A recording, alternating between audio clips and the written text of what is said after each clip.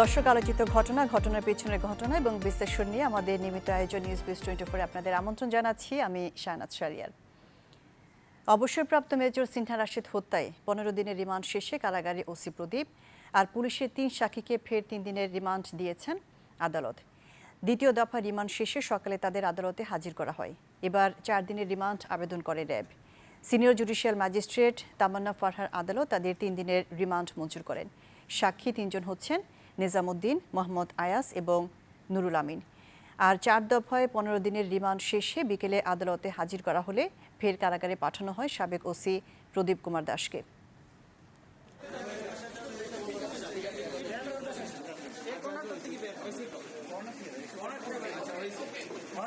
আমাদের জন্য হয়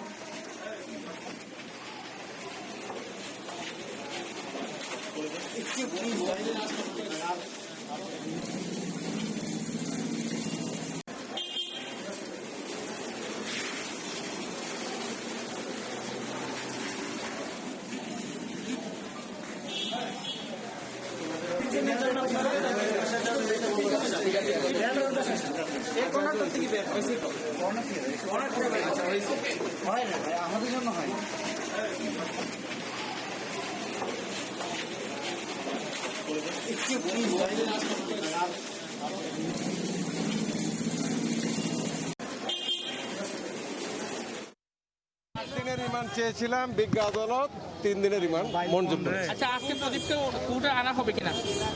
আজকে আনা হবে। অবসরপ্রাপ্ত মেজর সিনহা রাশেদ হত্যা মামলার সবশেষ খবরাখবর জানাতে এই মুহূর্তে কক্সবাজার থেকে আমাদের সাথে যুক্ত হচ্ছে নাহিদ হোসেন। নাহিদ, সিনহা রাশেদ হত্যায় পুলিশের করা মামলার 3 সাক্ষীর 3য় দিনের রিমান্ড মঞ্জুর করেছেন আদালত। তো তাদের 3য় দফায় কেন রিমান্ডে নিতে হচ্ছে এ বিষয়ে কি বলেছেন র্যাব? আসলে মূলত যে বিষয়টা হয়েছে যে আমরা জিজ্ঞেস করেছিলাম যে পুলিশের করা যে মামলাটি ছিল সেই মামলার 3 জন সাক্ষী 3য় দফার রিমান্ডে কেন আবেদন করা হয়েছে এবং মঞ্জুর হয়েছে। মূলত তদন্ত কর্মকর্তা যেটি বলেছেন যে তাদের 2 দফায় রিমান্ডে যথেষ্ট জিজ্ঞাসাবাদ করা হয়েছে এবং এই মামলা সম্পর্কিত নানা তথ্য উপাত্ত তাদের কাছ থেকে পাওয়া গেছে। তারা কি প্রক্রিয়ায় সাক্ষী হয়েছিলেন, যেহেতু তাদের যখন গ্রেপ্তার করা হয় তার আগেই বেশ কিছু গণমাধ্যমে তাদের সাক্ষাৎকার প্রচারিত হয়েছিল এবং তারা বলেছিলেন যে আমরা মূলত এই মামলা সম্পর্কে কিছু জানি না, আমাদেরকে জোর করে সাদা কাগজে স্বাক্ষর নেওয়া হয়েছে, এরকম বেশ কিছু তথ্য নানান গণমাধ্যমে এসেছিল। ফলে তাদের কি প্রক্রিয়ায় সাক্ষী করা হয়েছে এটি একটি বড় প্রশ্নের বিষয়। সেই প্রশ্নটিকে ঘিরেই যেহেতু তারা এই ঘটনাটি ঘটার সময় ইন্সপেক্টর লিয়াকতের সাথে এই 3 জনের একজনের ফোনের বেশ আলোচনা, বেশ কিছু আলাপ আলোচনা পাওয়া গেছে তাদের কলিজ ঘেটে। ফলে এই কলিজ ঘেটে তাদের ফলাফল পাওয়ার বদলে তাদেরকে সেই প্রেক্ষিতেই হয়তো গ্রেফতার করা হয়েছিল। তদন্ত কর্মকর্তা যেটি বলেছেন যে তাদের কাছ থেকে যে তথ্যগুলো পাওয়া গেছে সেই তথ্যগুলো আরো যাচাই বাছাই প্রয়োজন এবং সেই যাচাই বাছাই করার জন্যই তাদেরকে 3য় দফায় রিমান্ড আবেদন করা হয় এবং সেই রিমান্ড আবেদন করা হয়েছিল 4 দিনে। 4 দিন রিমান্ড আবেদন করার প্রেক্ষিতে আদালত 4 দিন রিমান্ড আবেদন করার প্রেক্ষিতে আদালত সেইটি তদন্ত কর্মকর্তার যে আবেদন সেটি শুনেছেন। শুনে যুক্তিতর্কের পর তারা 3 দিনের রিমান্ড আবেদন বিচারক মঞ্জুর করেছেন এবং তৎক্ষণাৎ তাদেরকে আবারও র্যাব হেফাজতে নিয়ে যাওয়া হয়েছে। এই পর্যন্ত আরেকটি ব্যাপারে জানতে চাচ্ছি যে 15 দিনের রিমান্ড শেষে ওসি প্রদীপকে কারাগারে পাঠানো হয়েছে, তো সেই বিষয়ে কিছু জানাবেন কি?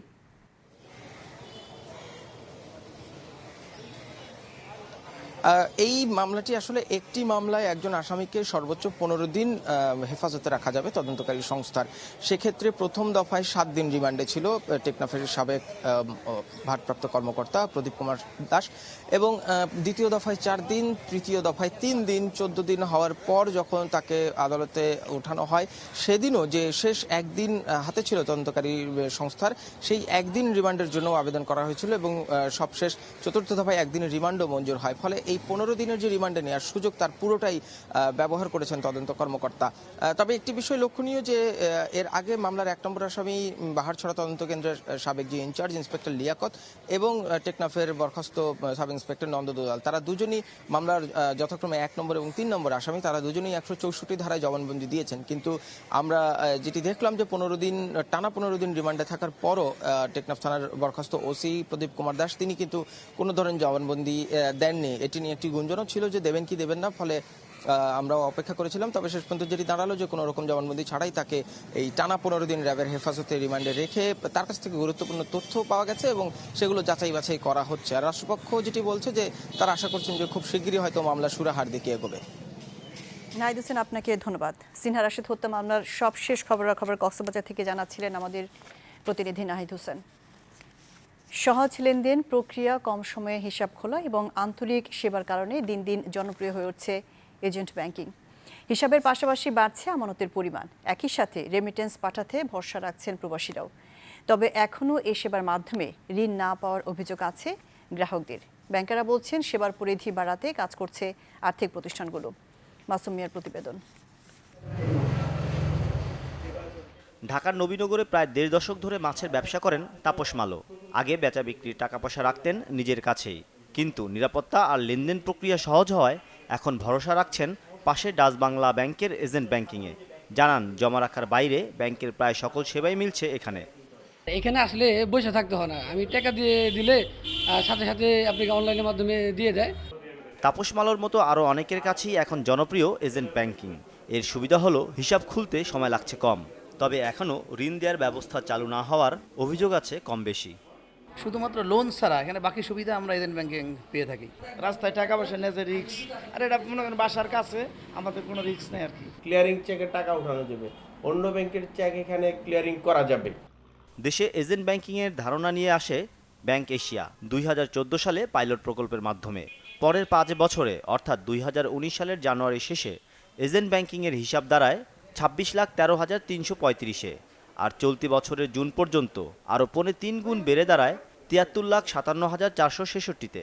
পাশাপাশি গেল 6 বছরে আমানত সংগ্রহ হয়েছে 10,000 কোটি টাকার ওপরে।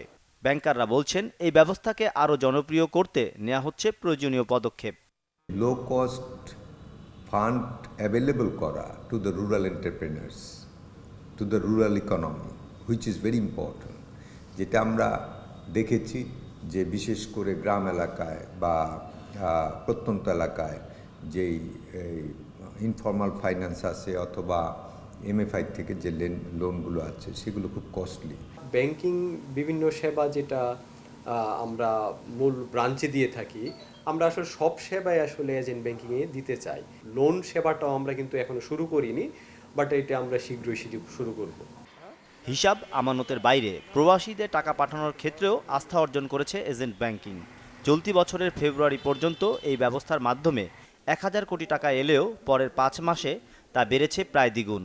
বাংলাদেশ ব্যাংকের সাবেক গভর্নর ডক্টর আতিউর রহমানের মতে, দেশে আর্থিক অন্তর্ভুক্তির ধারণাকে দিন দিন আরও শক্ত করছে এই সেবা। 26% মানুষ তারা সঞ্চয়ই করতো না যদি না এজেন্ট ব্যাংক তাদের পাশে যদি না আসতো। তো তার কারণ এখন সঞ্চয়ও বেড়ে গেছে। এজেন্ট ব্যাংকিং শুধু ব্যাংকের সুবিধা করছে না, এক শ্রেণীর নতুন উদ্যোক্তাও তৈরি করছে। বর্তমানে সরকারি বেসরকারি মিলিয়ে এই সেবা দিচ্ছে 22টি ব্যাংক, যার বেশিরভাগই রাজধানী ঢাকার বাইরে। মাসুম মিয়া, চ্যানেল 24, ঢাকা। এজেন্ট ব্যাংকিং নিয়ে কথা বলতে এই মুহূর্তে আমাদের সাথে যুক্ত হয়েছেন মোহাম্মদ নুরুল আমিন, সাবেক chairman association of bankers Bangladesh ABB। Mohammad Nurul Amin, আমাদের সাথে যুক্ত হওয়ার জন্য আপনাকে ধন্যবাদ। যেমনটি বলা হচ্ছিল যে সহজ লেনদেন, কম সময়ে হিসাব খোলা এবং আন্তরিক সেবার কারণে এই ব্যাংকিং লেনদেনটা বেশ জনপ্রিয় হয়ে উঠেছে এবং একটি অভিযোগ আছে যে ঋণ না পাওয়ার বা ঋণ না দেওয়ার। তো এই ব্যাপারে আপনারা কিছু ভাবছেন কি, কি কারণে আপনারা এখন পর্যন্ত ঋণ দিচ্ছেন না? ধন্যবাদ। আমরা যেটা লক্ষ্য করছি যে 2013 সালে এই কনসেপ্টটা চালু হওয়ার পর যে একটি ব্যাংক খুব দ্রুত এগিয়ে আসছে এবং ব্যাংক এশিয়ার প্রসঙ্গ এখানে আসছে। আর প্রুডেন্সিয়াল গাইডলাইন্সটা প্রকাশ হচ্ছে ঠিক আজ থেকে 3 বছর আগে 2017 সালে। আমাদের এই বিষয়টা একটু আগে যিনি এটার প্রথম উদ্যোগ শুরু করেন গভর্নর ডক্টর আতিউর রহমান, উনি একটু বক্তব্য দিয়েছেন। সেই প্রেক্ষিতে এই ফাংশনসটাকে আরো সব ব্যাংকের মধ্যে অথবা সুচারুরূপে করার জন্য যে ফুল প্লেজের অ্যাটেনশন, সেটা বোধহয় এখনো কিছু ঘাটতি আছে, কারণ সব ব্যাংক এখনো এজেন্ট ব্যাংকিংটা করেন না। এটা মাত্র কয়েকটা ব্যাংক, আমার মনে হয় 10, 15, 20টা ব্যাংক এই কাজটা করেন। এর মধ্যে 4-5টা ব্যাংক খুব সিরিয়াসলি করেন। আপনি দেখেছেন তথ্য আমার কাছে যেটুকু আছে যে 8 থেকে 10,000 কোটি যদি ডিপোজিট হয়ে থাকে, তাহলে যেই পরিমাণ লোন এজেন্ট ব্যাংকিং এর মাধ্যমে গেছে এটা কোনো পার্সেন্টেজই পড়ে না। আমার মতে এখন যে কনসেপ্টটা এসএমই কনসেপ্ট যে সিএমএসএমই আসলো, সি তে কটেজ, এম এ তে micro, then SME small and medium enterprises, ওই সি এন্ড এম পার্টটা অবশ্যই এজেন্ট ব্যাংকের মাধ্যমে জোরদার করে করার জন্য আমার মনে অ্যাটিটিউড থাকতে হবে, মনোভাব থাকতে হবে, ডেটাবেসের গাইডলাইনও থাকতে হবে। যেই কাজগুলো ওনারা করেন একটা ব্রাঞ্চের পক্ষে সব কাজই, আপনি চেকের রিকুইজিশন নিতে পারেন, এলসি ডকুমেন্ট নিতে পারেন, ক্রেডিট কার্ডের অ্যাপ্লিকেশন নিতে পারেন, অ্যাকাউন্ট করতে পারেন, জমা নিতে পারেন, উইথড্রয়াল দিতে পারেন কিছু অংশ, তো ফরেন রিমিটেন্স ডিসবার্স করতে পারেন। আপনি সেই ক্ষেত্রে ইনসেন্টিভও ডিসবার্স করা যেতে পারে। আমরা যে এমএফএস এর মাধ্যমে যে ইনসেন্টিভ যায় সেগুলো এজেন্ট ব্যাংকিং এর মাধ্যমেও যেতে পারে। এই একটি বড় কাজ। দেন লোন, আমি মনে করি এসএমইর ক্ষেত্রে, বিশেষ করে সিএমএসএমইর ক্ষেত্রে এইটা জোরদার করা উচিত। এটা একেবারেই দৃষ্টিভঙ্গির ব্যাপার, ইচ্ছা করলে পারা যায়। ব্যাংক এই সেবাগুলো দিলে গ্রামে যে পুঁজির যেমন বাড়বে, তেমন তাদের এই লোন বা এর থেকে আয়েরও একটি সংস্থান হবে। কারণ ওখানে এজেন্ট ব্যাংকে খরচ খুব একটা ব্যাংকের নাই, খুবই কম খরচে তারা এই কাজটা করতে পারবে বলে আমি মনে করি। আরেকটি বিষয় জানতে চাচ্ছিলাম যে ব্যাংকেরা বলছেন যে এই সেবার পরিধি বাড়াতে অনেকগুলো আর্থিক প্রতিষ্ঠান কাজ করছে, এবং তারা কি কি ধরনের কাজ করছে, কোন কোন প্রতিষ্ঠান এখন পর্যন্ত এগিয়ে আসার চিন্তা ভাবনায় আছে বা কাদের এগিয়ে আসা উচিত সে ব্যাপারে কিছু জানাবেন কি? দেখুন, ব্যাংকগুলোকে সবাইকে এই কাজটা করার জন্য অনুমতি দেওয়া হচ্ছে, যদিও এজেন্ট ব্যাংকিং এর জন্য পারমিশন লাগে। আর যারা এই কাজটা করতে পারবেন, এর মধ্যে প্রথমেই যে এমএফআই গুলো আছে, এনজিও গুলো আছে, এই ধরনের লোকগুলো আমার মনে হয় প্রায়োরিটি থাকবে। দেন আপনি দেখেন পোস্ট অফিসও করতে পারে, আবার কোরিয়ার সার্ভিসও করতে পারে, ভালো ফার্মেসি দোকান, যেমন আমাদের এই যে পেট্রোল পাম্প, এরাও কিন্তু এজেন্ট নিতে পারে। ব্যাংক তো এজেন্ট নিয়োগ করবে যাদের এই আইটির মিনিমাম জ্ঞানটা আছে, যেহেতু এটা অনলাইনে মোস্টলি হচ্ছে। এই ধরনের যে কোনো এন্টিটি, ইভেন একজন শিক্ষিত ভদ্র লোক যদি উনি জানেন, প্রাক্তন কোনো মিড লেভেল ব্যাংকারও হতে পারেন, উনি যদি এই কাজটা করতে চান তাহলে উনি এটা অর্গানাইজ করতে পারেন, ব্যাংক তাকে আরো বেশি বিশ্বাস করবে। তো ফলে হচ্ছে যে আগে আসার ক্ষেত্রেও কিন্তু একটা প্রচার প্রচারণা দরকার, এটা অ্যাওয়ারনেসটা দরকার, মানুষের মধ্যে আস্থাটা ফিরিয়ে আনা দরকার। একটি ব্যাংকের যখন ওখানে সাইনবোর্ড থাকবে একটা এজেন্ট ব্যাংকিং নামে, সেই ব্যাংকটার উপর ওর মানুষের আস্থা কেমন সেটাও কিন্তু বিবেচ্য বিষয় হতে পারে। সবাই ক্ষেত্রে সবাই মানুষ সমানভাবে আজকাল আর বিশ্বাস করতে চায় না, কারণ মানুষও খোঁজখবর রাখে। ফলে যে প্রতিষ্ঠানটা এজেন্ট নেবেন, যেই ব্যাংকটি দিবেন, দুটোরই একটি রেপুটেশন থাকতে হবে, যেন মানুষের আস্থাটা ফিরে আসে। দূরে ব্যাংকে না গিয়ে প্রত্যন্ত অঞ্চলে আনব্যাংকড পিপলকে, নতুন ধরনের লোকজনকে যেন এর আওতায় আনা যায়। সেজন্য আমার মনে হয় গ্রামে গঞ্জে যেটা শুনলেন আপনারা, যে ঢাকার বাইরে মোস্টলি, আমি মনে করি শহরের বাইরেই হওয়া উচিত, ঢাকার বাইরে বলে কথা নয়। শহর অঞ্চলের বাইরে যদি কাজটি হয়, মানুষের ভয় ভীতিও কেটে যাবে, টাকা পয়সা হ্যান্ডেল করার জন্য মানুষের তখন আগ্রহ জমবে। নুরুল আমিন, আরেকটি বিষয় জানতে চাচ্ছি জনাব নুরুল আমিন, যে প্রবাসীদের টাকা পাঠানোর ক্ষেত্রে বেশ জনপ্রিয় হয়ে উঠেছে এই এজেন্ট ব্যাংকিং, প্রতিবেদনে যেমনটি দেখছিলাম। তো এক্ষেত্রে ঝুঁকি এড়াতে একজন গ্রাহককে কোন কোন দিকে খেয়াল রাখতে হবে, এবং এটির ব্যবহার বাড়ালে হুন্ডির মাধ্যমে দেশের টাকা পাঠানোর প্রবণতাটা কিছুটা কমে আসবে কিনা? খুবই রিলেভেন্ট প্রশ্ন। হুন্ডির মাধ্যমে কিন্তু আগের থেকে প্রবণতা অনেক কমেছে, এবং গত বছরে যে ইনসেন্টিভ রেমিটেন্সের উপর দেওয়া হলো, তার কারণে কিন্তু ইনসেন্টিভটা নেওয়ার উদ্দেশ্য হইলেও বৈধ পথে টাকা আসা বেড়েছে। এবং আমাদের জানেন যে 18 বিলিয়ন ইউএস ডলার এটা আমরা অ্যাচিভ করেছি প্রথমবারের মতো। এটা আমরা আশা করি 20 বিলিয়ন ডলারের দিকে যাবে যদি আমরা ইনসেন্টিভ ঠিক রাখি। প্রশ্ন হচ্ছে সার্ভিস, একজন গ্রাহক কত দ্রুত এইটা পাবেন, কত নিরাপদে পাবেন, এবং কত সঠিকভাবে পাবেন। ওনার জন্য কোনো কমিশন কাটার কোনো নির্দেশনা নেই। উনি কমিশন কোনোভাবে যদি খরচ করতে হয় তাহলে উনি বিরূপ হবেন।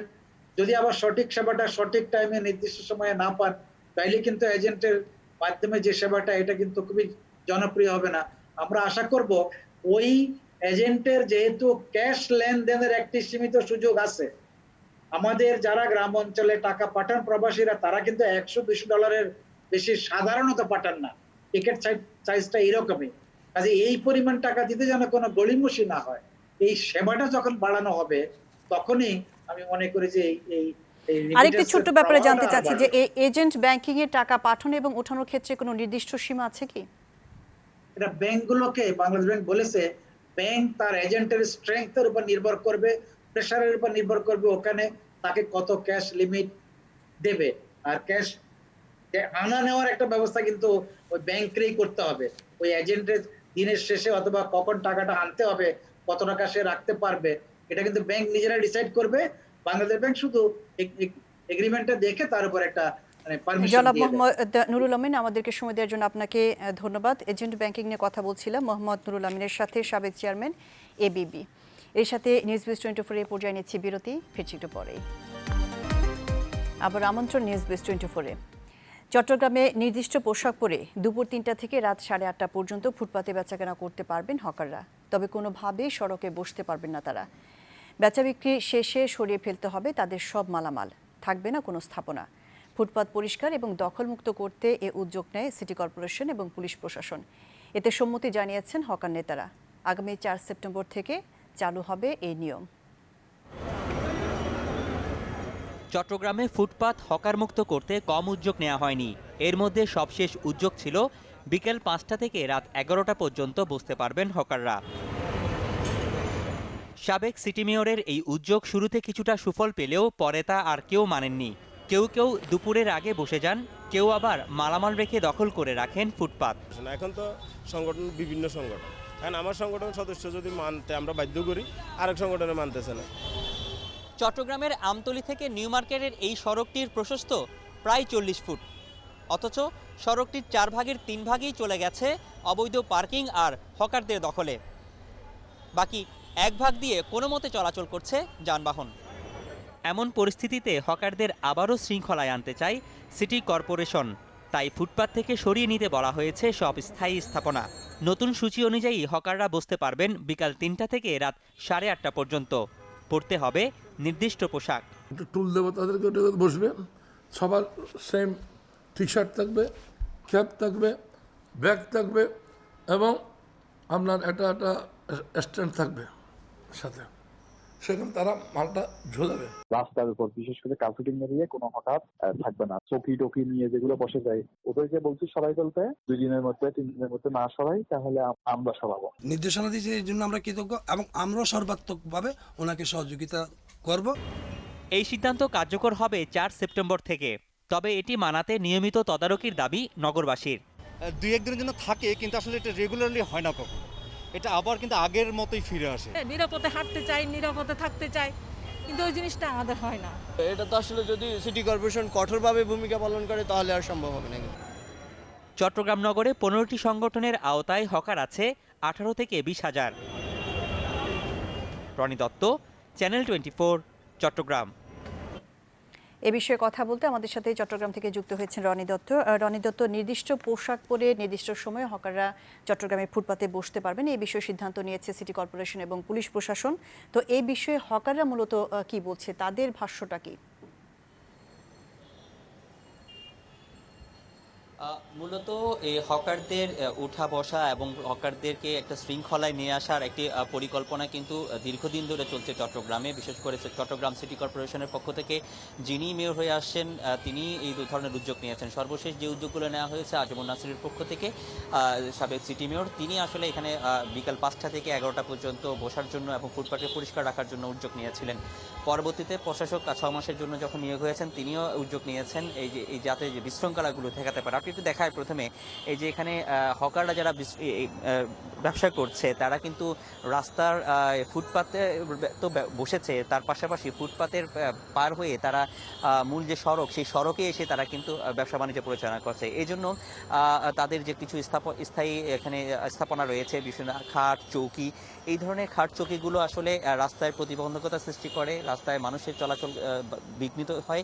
তো যে কারণে প্রশাসন থেকে যে উদ্যোগ নেওয়া হয়েছে যে নির্দিষ্ট পোশাক এবং সময়সীমা বেঁধে দিয়ে একটি উদ্যোগ নেওয়া হয়েছে এবং তাদেরকে বলা হচ্ছে এই চৌকিগুলো এখান থেকে সরিয়ে ফেলতে হবে এবং চৌকিগুলো তারা এখানে রাখতে পারবে না এবং তাদের যে চৌকি দিয়ে দখল করে স্থাপনা করা হয় সেগুলো রাখতে পারবে না। তো আপনি যেটা জিজ্ঞেস করেছেন যে হকাররা আসলে এই উদ্যোগে কি বলছে, তারা আসলে মূলত এই উদ্যোগগুলোকে সাধুবাদ জানিয়েছে এবং তারা যখনই প্রশাসক আসে বা সিটি কর্পোরেশনের কোনো নতুন মেয়র আসে, নতুনভাবে উদ্যোগ নেওয়া হয়, তারা সবগুলোকে সাধুবাদ জানায়।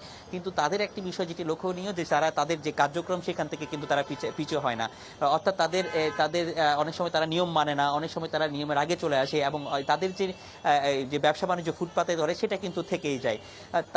কিন্তু এই প্রেক্ষাপটে তাদের যে নেতারা রয়েছেন, হকার নেতারা, তাদের আবার দাবি হচ্ছে যে যেহেতু একটি জাতীয় নীতি নেই হকারদেরকে, এবং হকারদের কিন্তু উচ্ছেদ করা যাবে না, যেহেতু তারা নিজেরাও এখানে পুঁজি খাটিয়ে ব্যবসা করছে, বা যেহেতু আমাদের দেশ এখনো পর্যন্ত সেইভাবে উন্নত হতে পারেনি, তো সেইটির জন্য তারা যেটা বলছে একটা জাতীয় নীতি তারা প্রণয়নের জন্য তারা দাবি জানাচ্ছেন। এবং তারা যেটি বলছেন যে জানতে চাচ্ছিলাম যে বলা হচ্ছিল যে নির্দিষ্ট পোশাক পরে তারা ফুটপাতে বসতে পারবেন, এই নির্দিষ্ট পোশাক কে বা কারা সরবরাহ করবেন এবং হকারদের কোনো লিস্ট সিটি কর্পোরেশন বা পুলিশ প্রশাসনের কাছে থাকবে কিনা? হকারদের আগেও একটি লিস্ট তৈরি করা হয়েছিল এবং তাদের নির্দিষ্ট তাদের আইডি কার্ড দেওয়ার একটা পরিকল্পনা ছিল গত মেয়রের আগে, যে সাবেক মেয়রের সময়। তবে এখন যেটা প্রশাসক বলছেন যে তাদেরকে যে নির্দিষ্ট পোশাক দেওয়া হবে, সেই পোশাকটি প্রশাসনের পক্ষ থেকে দেওয়া হবে, সিটি কর্পোরেশনের পক্ষ থেকে টি শার্ট দেওয়া হবে। সেই দেওয়ার বিষয়টি তারা এখনো পর্যন্ত নিশ্চিত করেছেন। আবার এর পাশাপাশি যারা এখানে সংগঠনগুলো রয়েছে, সংগঠনের পক্ষ থেকেও তারা যেন টি শার্ট পরে একটা নির্দিষ্ট পোশাক পরা হয়, সেটি কিন্তু তারা নিশ্চিত করার যে উদ্যোগ, সেটি কিন্তু তারা সংগঠনের পক্ষ থেকে নিতে বলা হয়েছে, তাদেরকে নির্দেশনা দেওয়া হয়েছে। তো সার্বিক বিষয়টা হচ্ছে যদি এইসব নির্দেশনাগুলো মানা হয় এবং একটি সুষ্ঠু শৃঙ্খলার মধ্যে, এবং তাদের যে চৌকি না থেকে সেখানে যদি অস্থায়ী একটি টুলের মাধ্যমে বা একটি ছোট একটি স্ট্যান্ডের মাধ্যমে যদি তারা ব্যবসা করেন, তাহলে কিন্তু চলাচলের যে পথ সেটি কিন্তু আর রুদ্ধ হবে না। আর পুলিশ প্রশাসন থেকে যেটি বলতে বলা হচ্ছে, যারা যেন ফুটপাত থেকে কখনোই মূল সড়কে যে কার্পেটিং সড়ক সেখানে নামতে পারবে না, সেটা যে কোনো সময়ের জন্য। তো এই ছিল এখানকার সর্বশেষ অবস্থা। শাহনাজ। রনি দত্ত, আপনাকে ধন্যবাদ। চট্টগ্রাম থেকে রণদত্ত জানাচ্ছিলেন ফুটপাতে হকারদের বসা নিয়ে। ভারী বৃষ্টিতে ডুবে গেছে গাজীপুরের টঙ্গী ঘোড়াশাল সড়ক, ব্যাহত হচ্ছে যানবাহন চলাচল। এই বিষয়ে আরও জানাতে যোগ দিচ্ছেন রফিকুল ইসলাম খান। রফিকুল ইসলাম খান, প্রথমেই জানাবেন যান চলাচল স্বাভাবিক হয়েছে কিনা এবং যে জলাবদ্ধতা সৃষ্টি হয়েছে, গাজীপুর সিটি কর্পোরেশনের পক্ষ থেকে জলাবদ্ধতা সরানোর জন্য বা কিছু করার জন্য কেউ এগিয়ে এসেছেন কিনা?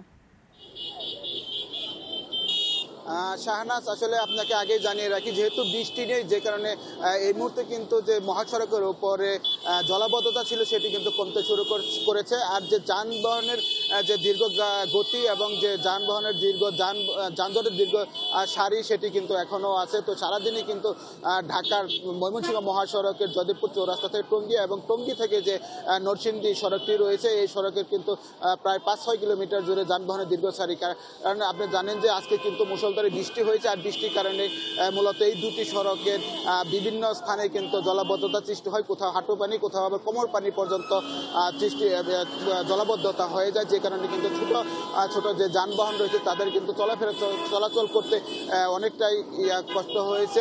তো যানবাহনের যে দীর্ঘ সারি সেটি থাকার কারণে অনেকেই কিন্তু কষ্ট করতে হচ্ছে। এই মুহূর্তে যারা কিন্তু রাজধানী ঢাকাতে যাবে, তারা ময়মনসিংহ সড়ক ব্যবহার করবেন, তাদেরকে কিন্তু যদেপুর চৌরাস্তা এসে কিন্তু যানবাহনের যে দীর্ঘ সারি যানজটে পড়তে হবে। মূলত তারা প্রায় 15 কিলোমিটার যানজট ঠেলে তারপরে আবদুল্লাপুর আসার পরে কিন্তু যানজটের যে দীর্ঘ যানজট সেটি থেকে মুক্তি পাবেন। আর যদি আপনাকে টঙ্গী ঘোড়াশাল সড়কের কথা বলি, তাহলে কিন্তু মিরের বাজার পার হওয়ার পরই তাদেরকে যে যানবাহনের দীর্ঘ সারি সেটিতে পড়তে হবে। এখানেও কিন্তু 5-6 কিলোমিটার যানবাহনের দীর্ঘ সারি রয়েছে। তো যারা ঢাকা থেকে মূলত ময়মনসিংহের দিকে যাচ্ছেন, আমার পিছনে আপনি দেখতে পাচ্ছেন এই গাড়িগুলো কিন্তু ধীরে ধীরে চলছে, কিন্তু রাজধানী ঢাকা প্রবেশ দিকে গাড়ি কিন্তু একেবারে গতিতে চলছে, খানিকটা চলছে আবার কিন্তু বন্ধ হয়ে যাচ্ছে, এভাবে চলছে। তো আমরা ট্রাফিক বিভাগের সাথে কথা বলেছি, তারা যানজট নিরসনের জন্য কাজ করছেন। আর সিটি কর্পোরেশন বলছেন তাদের যে ড্রেনগুলো ছিল সেগুলো আসলে মূলত ময়লা আবর্জনা ভরে গেছে, যে কারণে তাদের পরিচ্ছন্ন কর্মীরা কাজ করছেন। আর ঢাকা ময়মনসিংহ মহাসড়কে বিআরটি প্রকল্প চলমান থাকার কারণেও কিন্তু যানজট এবং জলাবদ্ধতার সৃষ্টি হয়েছে। শাহনাজ। রফিকুল ইসলাম খান, আপনাকে ধন্যবাদ। গাজীপুরের টঙ্গী ঘোড়াশাল সড়কে জলাবদ্ধতার খবরাখবর জানাচ্ছিলেন রফিকুল ইসলাম খান। বিদায় মুক্তিযুদ্ধের সেক্টর কমান্ডার সিআর দত্ত। সর্বস্তরের শ্রদ্ধা, ভালোবাসা আর রাষ্ট্রীয় সম্মাননায় রণাঙ্গনের বীর এই সেনার শেষকৃত্য হয় রাজধানীর সবুজবাগের বরদেশ্বরী মহাশ্মশানে। এর আগে ওল্ড ডিওএইচএস এর বাসভবন এবং ঢাকেশ্বরী মন্দিরে তাকে শেষ শ্রদ্ধা জানানো হয়। ভোরের প্রথম আলোয় শেষবারের মতো বনানীর নেড়ে ফিরলেন পরিবারের বয়সী ছায়া বৃক্ষটি। দত্ত পরিবারে আস্থায় শোকের ছায়া। বাবাকে হারিয়ে যেন মন আরো বেশি করে জড়িয়ে রেখেছে বাবাকে। উপরওয়ালার কাছে অসংখ্য অসংখ্য গ্রেটফুল যে আমি তার মতো একজন মানুষের কাছে আমি পিতা বলে ডাকতে পেরেছি। কি যে ভাগ্যবান আমরা যে বাবার মতো বাবা পেয়েছি। চিত্তরঞ্জন দত্ত, সংক্ষেপে সিআর দত্ত। শেষ নিঃশ্বাসটা যদিও ছিল দূরদেশে, তবে নিষ্প্রাণ এই বাঙালির সবসময়ের প্রাণের টান যে ছিল বাংলাদেশ। দেশ দেশ ওনার কাছে সবচেয়ে বেস্ট। কোনোদিন শুনি নাই একটা জিনিস খারাপ বলতে দেশের ব্যাপারে। দেশ ইজ অলওয়েজ ফার্স্ট। এরপর বাংলাদেশের পতাকায় জড়ানো এই বরেণ্যর মৃতদেহ নেওয়া হয় বাসা সংলগ্ন মাঠে, যেখানে প্রার্থনার শ্লোকে উপস্থিত ছিল কাছের মানুষেরা। পতাকা জুড়ে ছুঁয়ে থাকা আপনজনের দুঃখ মায়াটাকে পেছনে ফেলে এরপর একজন সেক্টর কমান্ডারের যাত্রা ছিল ঢাকেশ্বরী মন্দির। সেখানেই সকাল ৮টা থেকে ১১টা শ্রদ্ধার রঙিন ফুলে ছেয়ে গেল কাঠকফিন। একজন বীর উত্তম পেলেন স্বাধীন প্রাণের প্রার্থনা। বিউগলের সুরে পেলেন রাষ্ট্রীয় সম্মাননা। বাবা ভালো থাকবে, কেন বাবার সোল ওয়াজ ভেরি পিওর। এরপর যাত্রা রাজারবাগের বরদেশ্বরী কালীমাতা মন্দিরের শ্মশানে। সেখানে একজন সাবেক মেজর জেনারেল সিআর দত্তের জন্য ছিল বাংলাদেশ সেনাবাহিনীর সশস্ত্র স্যালুট, ছিল শেষকৃত্যের শুরুতে হোলি ফায়ারও। এ সময় রাষ্ট্রপতি ও প্রধানমন্ত্রীর পক্ষ থেকে এই যোদ্ধাকে জানানো হয় ফুলেল শ্রদ্ধা। শেষ যাত্রার শেষ কৃত্যে আগুন কাঠের গল্পে যদিও ভস্য তিনি, তবে রয়ে যাবেন চিরভাস্বর হয়ে। নীল মাহবুব, চ্যানেল 24, ঢাকা। এবার একটি অন্য প্রসঙ্গ। স্থায়ীভাবে বন্ধ হয়ে যাচ্ছে রাজধানীর পান্থপথে অবস্থিত বসুন্ধরা স্টার সিনেপ্লেক্সের সবগুলো থিয়েটার। এ বিষয়ে বিস্তারিত কথা বলতে আমাদের সাথে যুক্ত হচ্ছেন প্রতিষ্ঠানটির চেয়ারম্যান মাহবুব রহমান রুহেল। জনাব মাহবুব রহমান রুহেল, কেমন আছেন? হ্যাঁ, আছি ভালো, থ্যাংক ইউ, ধন্যবাদ।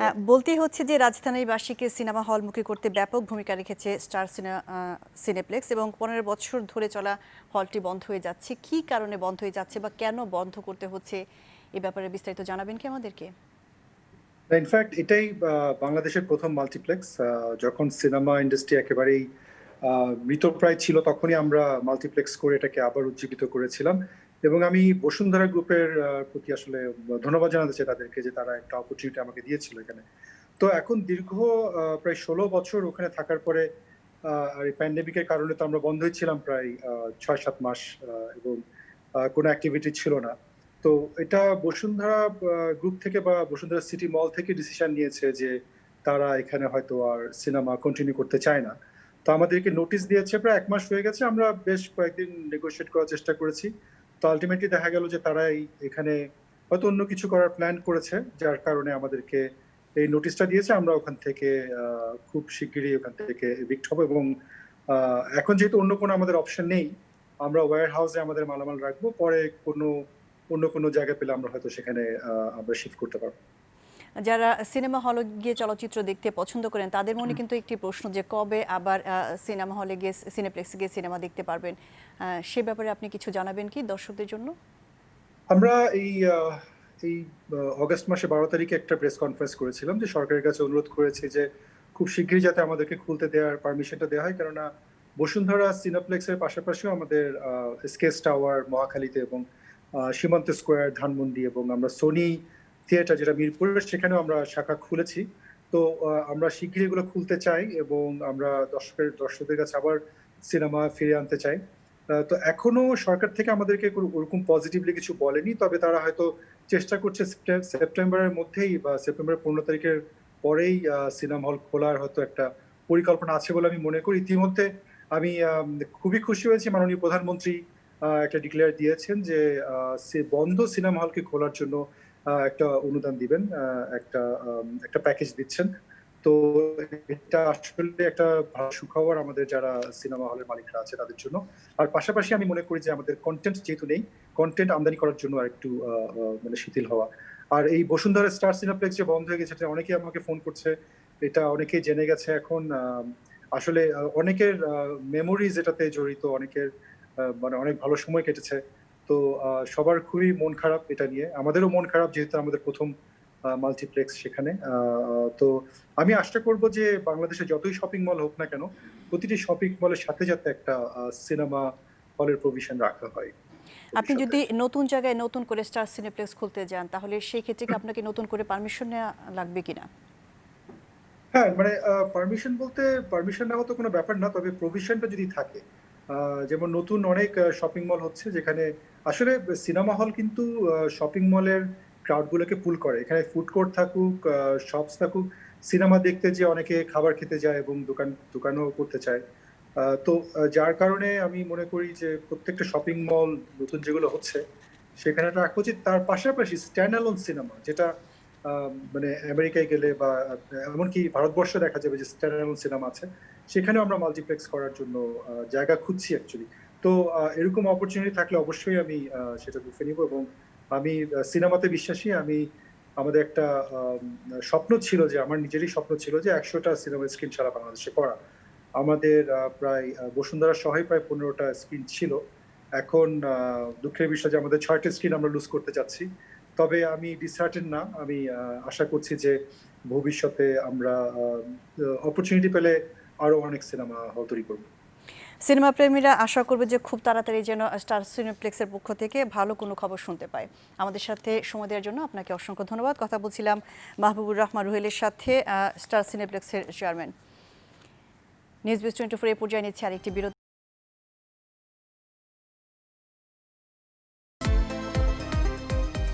আবার আমন্ত্রণ নিউজ বিস 24-এ। 3 মাস পর আগের ভাড়ায় ফিরল গণপরিবহন। একই সাথে বাতিল হলো 2 সিটে একজন বসার নিয়ম। তবে বিভিন্ন স্থানে স্বাস্থ্যবিধি না মানা এবং বাড়তি ভাড়া নেওয়ার অভিযোগ কারো কারো। সড়ক পরিবহন এবং সেতুমন্ত্রীর হুঁশিয়ারি বাড়তি ভাড়া আদায়ের বিরুদ্ধে। গণপরিবহন হিসেবে বাসের ওপর বেশি নির্ভরশীল দেশের অধিকাংশ মানুষ। করোনা সংক্রমণ রোধে প্রায় 2 মাস বন্ধ থাকে গণপরিবহন। জনগণের ভোগান্তি বিবেচনায় স্বাস্থ্যবিধি মেনে 60% ভাড়া বাড়িয়ে 2 সিটের একটি ফাঁকা রেখেই বাস চালু রাখার সিদ্ধান্ত হয় গেল 1 জুন। শুরুতে স্বাস্থ্যবিধি মানা হলেও কদিন বাদেই উধাওতা। এ অবস্থায় আবারও আগের ভাড়ায় ফিরল গণপরিবহন। কারো কারো অভিযোগ অতিরিক্ত ভাড়া আদায়ের। আগের ভাড়া তো চালু আছে, আপনারা এখন এই ভাড়া নিচ্ছেন কয় না, এখনো নাকি বলে নাই তাদের? হ্যাঁ, এখনো ভাড়া বেশি দিচ্ছে, আগের ভাড়া এখনো কার্যকর হয়নি। এই অভিযোগ ছিল না দূরপাল্লার বাসে, নিয়ম মেনে নেওয়া হয়েছে আগের ভাড়া। ভাড়া আগের মতোই নিতেছে, বাড়তি ভাড়াটা নিচ্ছে না। এখন লকডাউন আগে ছিল ওইটাই নেওয়া হচ্ছে এখন 220 করে। মাঝখানে একটু বৃদ্ধি করছিল আর কি, এখন আবার আগেরটাই ফিরে আসছে আর কি। তবে যাত্রী চালক হেলপারদের অনেকেই মাস্ক ও হ্যান্ড স্যানিটাইজার ব্যবহারে ছিলেন উদাসীন।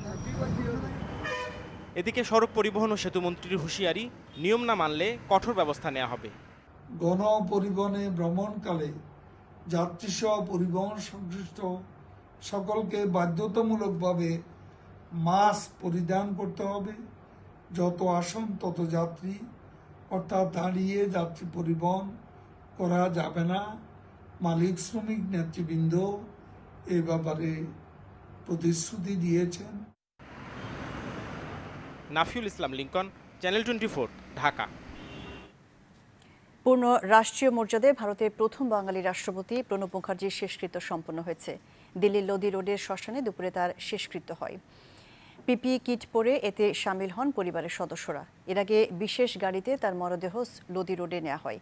সকালে প্রণবের সরকারি বাসভবন রাজাজি মার্গে তার প্রতি শ্রদ্ধা জানিয়েছেন ভারতের রাষ্ট্রপতি, উপরাষ্ট্রপতি, প্রধানমন্ত্রী নরেন্দ্র মোদী, সাবেক প্রধানমন্ত্রী মনমোহন সিং এবং 3 বাহিনীর প্রধান ও কংগ্রেস সহ বিভিন্ন রাজনৈতিক দলের নেতারা। দিল্লির বাংলাদেশ দূতাবাসের পক্ষ থেকেও তার প্রতি শ্রদ্ধা জানানো হয়।